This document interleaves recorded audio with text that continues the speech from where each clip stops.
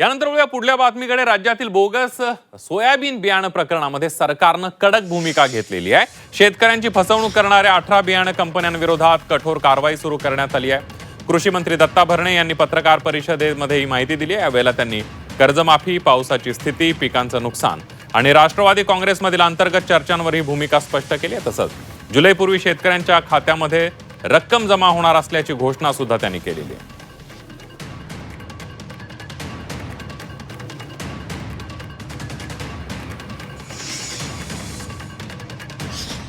Soybean बियाण्याचे एकूण 5638 नमुने तपासणीसाठी घेण्यात आले होते आणि त्यापैकी जवळजवळ 581 नमुने हे अप्रमाणित आलेले आहेत आणि बियाणे अप्रमाणित आढळून आलेल्या कंपन्यांवर कृषी विभागातर्फे 181 प्रकरणी न्यायालयामध्ये कोर्ट केसेस दाखल करण्यात येत आहेत।